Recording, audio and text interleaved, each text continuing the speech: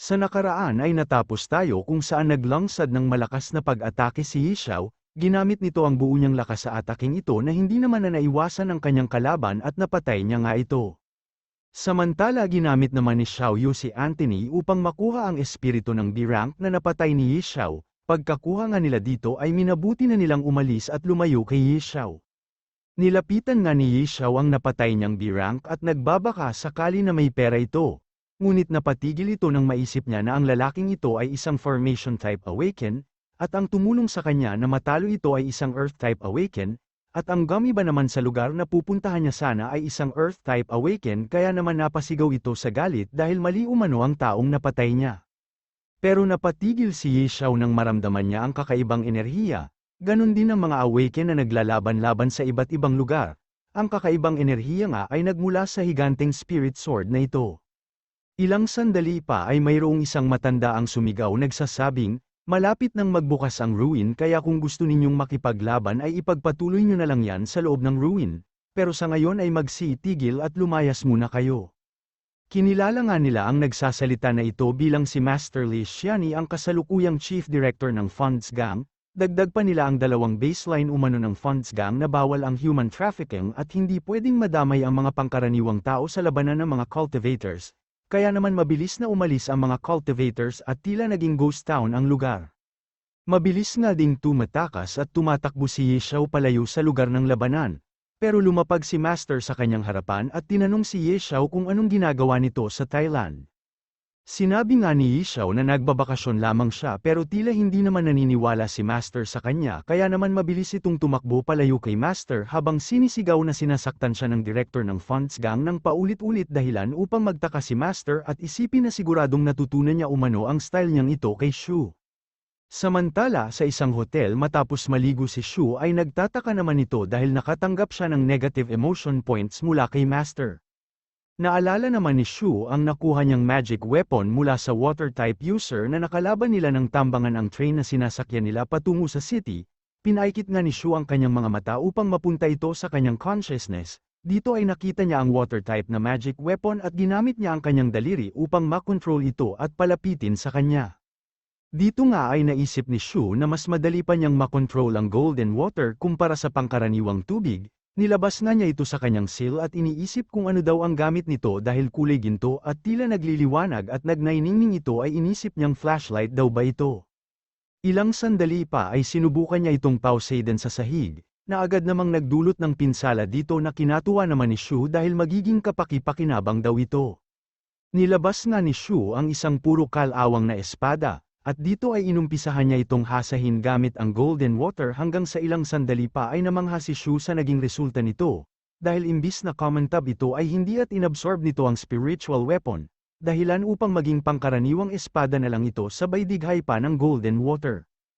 Kaya naman tumulo ang luha ni Shu dahil sa nangyari sa kanyang spiritual sword na naging pangkaraniwang espada ay tila lumipad ang kapirahan palayo sa kanya. Lalo na nang maisip niyang kailangan niya itong paabsorbahin pa ng iba pang spiritual weapons o magic weapons para ma-level up niya ito at tulad daw ito ng pagsusunog ng pera.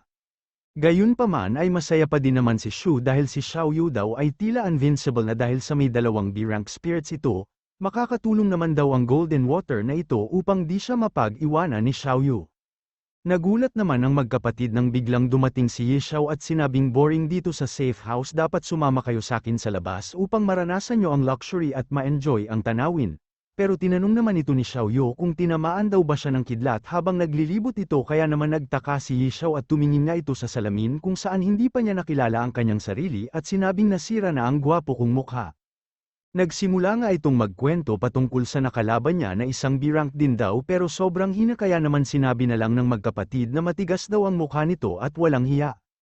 Hindi pa rin nga ito tumigil sa pagyayabang niya kaya naman kinuha ni Xiao Yu ang kanyang cellphone at tinawagan ng isang matanda at sinusumbong si Yi Xiao, kaya naman nagulat ito dahil alinman sa dalawang matanda ang tinatawagan niya kung si Master o Tandang Bailey ay tiyak na malilintikan siya kaya naman mabilis na tumalikod ito at sinabing may kailangan pa pala siyang gawin. Samantala makikita namang lumilipad si Master gamit ang kanyang Kintud Cloud at sinasabing masaya siya dahil tinawagan siya ni Xiao Yu at nagbunga umano ang lahat ng turo niya dito. Ilang sandali pa nga ay nakatayo lang si Master sa kanyang kintud cloud habang nakatingin sa isang hotel at iniisip na hindi maaring malaman ng iba ang ugnayan niya kay Shu at Xiaoyu dahil magdudulot ito ng kapahamakan sa magkapatid kaya naman dapat niya daw siguruhin na walang makakakita sa kanya na pupuntahan niya sila. Pinuntahan na nga ni Master ang magkapatid at habang tinatanong ni Xiaoyu kung kailan matututunan ni Shu ang paglipad upang maidala niya ito sa mga lugar na nais niyang puntahan ay lumapag si Master na may halong pagyayabang, Johnny Bravo lang ang peg. Sabay sinabing pag-A-rank na si Shu makakalipad na din siya, sabay daan ng isang uwak dahil hindi pa tiyak at sa malayong hinaharap pa magiging A-rank si Shu.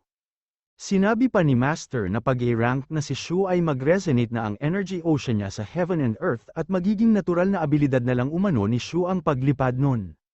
Pero naging tila kuneho naman si Shu at sinabing paano kung di pa niya mabuo ang energy ocean, sabay sabing strength type awaken ako kaya malamang sa hindi ko matutunan ang paglipad at pagtalon-talon lang ang kaya ko. Pero sinabi naman ni Master na hindi importante ang element niya sabay tanong kung may idea daw ba ito sa kung paano ang paglipad. Sinabi nga ni Shu na may idea umano siya dito dahil gustong-gusto niyang pinapanood ang mga lumilipad na tao pero iba ang dating nito kay Master at naiisip na mga lumilipad sa suntok ang gustong pinapanood ni Shu. Tinanong nga ni Shu kung ano na ang dapat niyang gawin dahil malapit na umanong mawasak ang snow mountain niya at kung kailangan niya pa daw bang mag-cultivate muli upang mabuo ang energy ocean.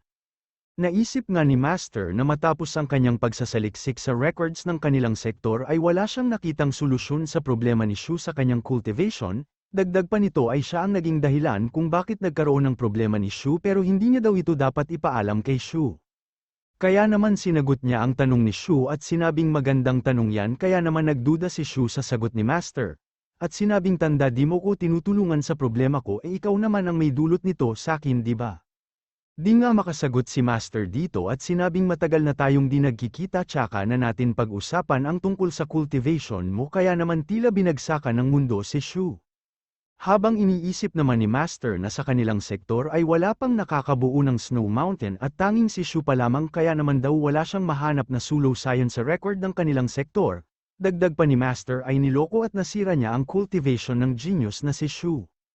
Tumalikod na nga lang si Master at tinanong kung anong ginagawa nila sa Thailand, dito ay nagsumbong si Xiaoyu at sinabing sa pilitan umano silang sinama ni Yishao at papasok umano sila sa ruin. Nagulat nga si Master na may halong galit kay Yishao dahil mapanganib umano ang ruin sa ibang bansa di tulad sa kanilang bansa. Sumabat nga si Shu at sinabing maiwan ka na ako na lang ang papasok sa ruins na sinang-ayunan naman ni Master. Pero nagalit ang bulinggit at sinabing sasama siya sa kanila. Sinabi din ni Master na mas mainam daw kung manatili na lang siya sa labas ng ruin kasama niya. Pero knockdown ang dalawa at walang magawa sa batang nagtantrum at nagpipilit na sumama kay Shu sa loob ng ruin kaya naman nagkatinginan na lang sila.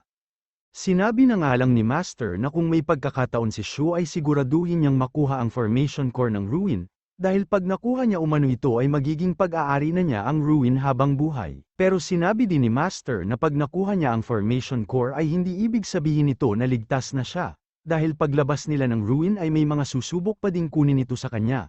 Gayunpaman ay hindi daw kailangang mag-alala ni Shu dahil sisiguraduhin niya ang kaligtasan ni Shu. Naisip nga ni Shu na maasahan talaga si Tanda na biglang nagkaroon ng amulet sa dibdib.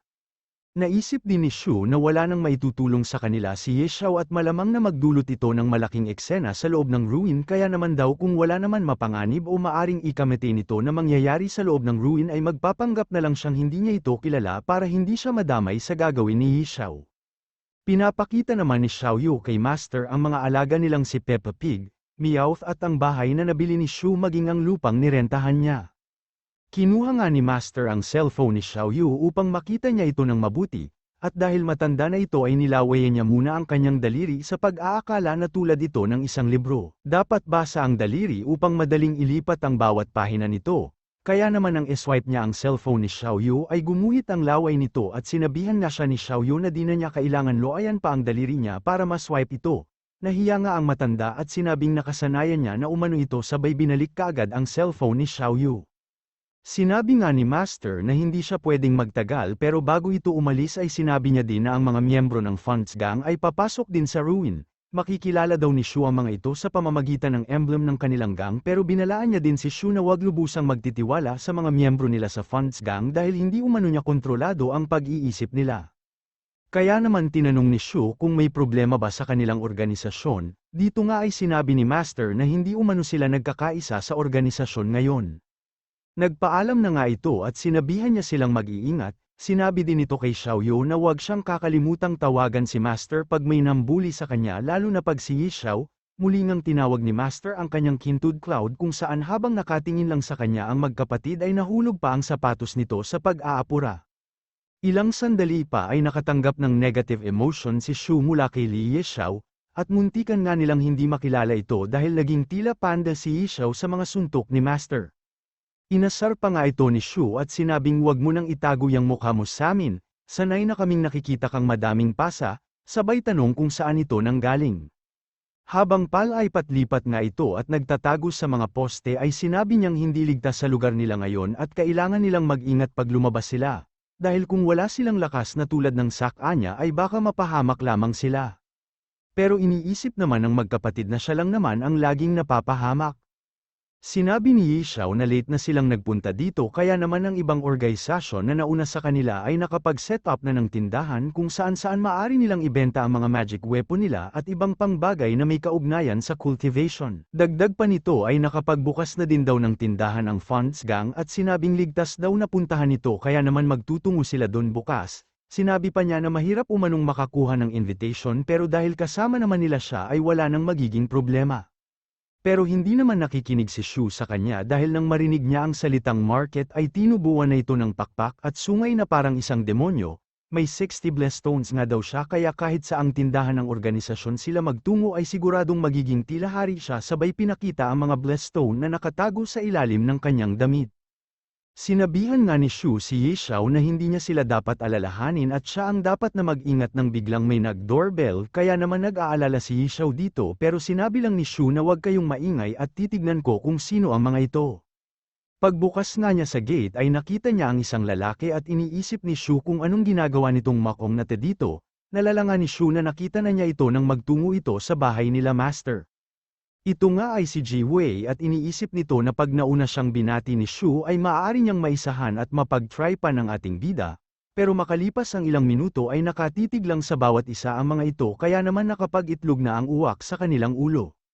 Pero ilang sandali pa mala demonyong bumati si Shu sa kanya kaya naman nagbigay ito ng negative emotion sa ating bida habang iniisip na, tila nalulunod ito at gumuho ang lahat ng plano niya kaya naman hindi na siya nakapagsalita at inabot na lang sa kanya ang isang envelope sabay talikod at patuloy na nagbibigay ng negative emotion points kay Shu. Sa pag-alis nga nito ay tinanong naman ni Shu si Yixiao kung ito ba ang invitation na mahirap umanong makuha dahil dumating lang ito sa kanya nang hindi inaasahan, pero hindi na sumagot sa tanong niya si Yixiao at inaya na itong magtungo sa market. Agad ngang nagtungo ang mga ito sa market, na matatagpuan sa malaking gusali na ito na mahigpit na binabantayan at may helicopter pa. Tinanong naman ni Shu kung bakit sobrang dami ng mga D-rank at F-rank silang nadaanan at sinabi nga ni Yixiao na ang mga ito daw ang pupulot sa mga magiging tira-tira nilang kayamanan mula sa ruin pag nagbukas na ito. Dahil anumang bagay na maaring makuha ng mga mahihinang nilalang na ito ay pwede nilang mapakinabangan. Dagdag pa ni Yixiao na ang ruin ay parang free experience na din para sa mga cultivator na wala namang mapagkukunan ng resources. Tinanong na nga lang siya ni Shu kung may nais ba itong bilhin sa market pero sinabi ni Yixiao na wala daw at may ibebenta lamang siya. Pero habang nakatingin si Shu sa kanya ay iniisip nito kung ano ang ibebenta ni Yixiao dahil malamang daw na siya ang pinakamahirap sa lahat ng taong andito. Di pa nga nakontento si Shu at sinabing ibebenta mo na ba ang iyong sandata para sa babae, pero sinabi ni Yixiao na blessed stones umano ang ibebenta niya. Pag-abot nga nila ng kanilang invitation ay iniisip ni Shu na sumasahod umano siya na 8 blessed stones kada buwan kaya tiyak na mas madaming natatanggap si Yixiao, pero nakakaawa umano ito dahil isa siyang opisyal ng Dragnet pero kailangan niyang ibenta ang blessed stones niya sa ibang bansa. Pagpasok nga nila dito ay namangha sila sa kanilang mga nakita, habang si Yixiao ay napansin na ang lahat ng tao dito ay nagbabalat kayo. Lumingon nga ito kila Shu para sabihin na hindi na nila kailangan magbalat kayo basta tama ang ginagawa nila at kasama nila siya, pero napatigil ito sa pagsasalita dahil nagbalat kayo na din ang magkapatid. Sinabi nga ni Shu na kailangan muna nilang makita ang presyo ng mga paninda dito bago sila umaksyon, at agad na silang nagtungo sa pwesto ng mga tindahan habang si Yixiao ay tinatanong kung hindi ba sila sasama sa kanila dahil iniwan ng magkapatid ito. Habang nag-iikot nga ang mga ito ay napansin ni Shu na karamihan sa mga tao dito ay average cultivators lamang habang si Yishao naman ay pinipilit mag-Ingles upang mabenta ang mga blessed stones niya.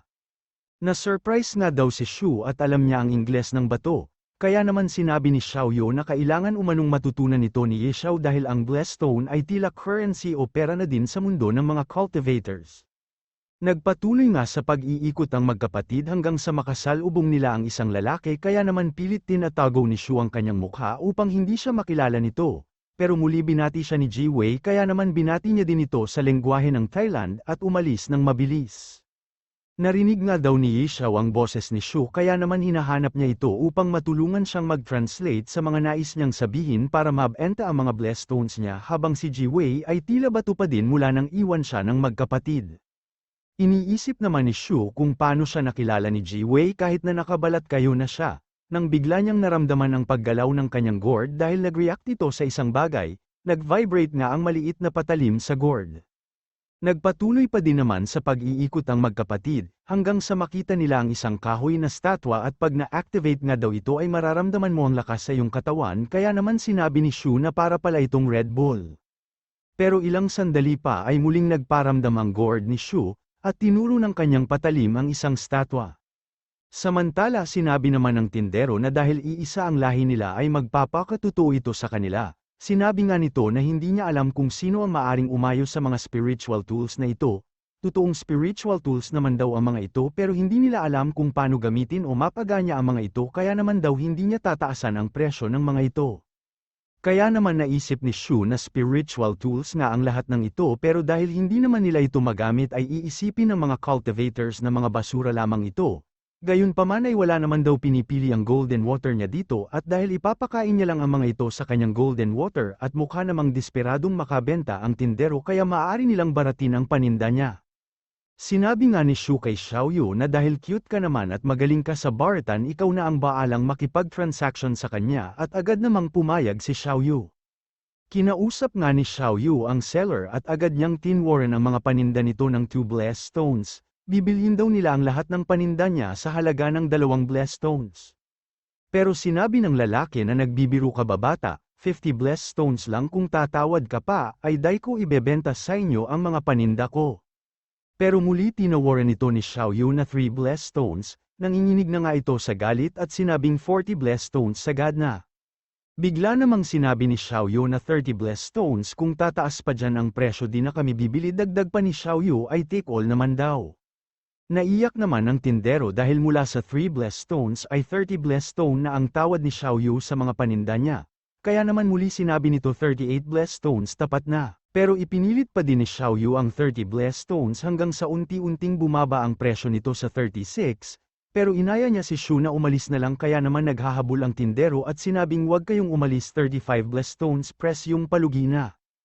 Mabilis ngang bumalik si Shu at inabot ang 35 blessed stones sa tindero sabay kinuha ang isang sako ng spiritual tools. Masayang ang umalis ang magkapatid habang si Shu ay iniisip na magaling talaga sa pakikipagbartan si Xiaoyu dahil kung siya umano ang nakipag-usap dito ay malamang sa 50 blessed stones ang naging halaga ng mga ito. Pagbalik nga nila sa safe house ay inilabas ni Shu ang ilan sa mga nabili nilang spiritual tools at pina-absorb ito sa kanyang golden water. Inilabas din ni Shu ang isa pang statwa at sinabi kay Xiaoyu na kung magagamit na niya ang maliit na patalim sa kanyang gourd matapos itong ma-absorb ng gourd niya ay malamang daw na magiging malakas itong sandata tulad ng isang god slayer na sandata. Inilabas nga ni Shu ang kanyang seal matapos nito ay pinalabas niya ang kanyang gourd, na agad nagliwanag kaya naman nagulat si Shu dahil hindi niya alam kung ano ang nangyayari at sa isang iglap nga lang ay nahati sa dalawa ang statwa gamit ang maliit na patalim sa kanyang gourd.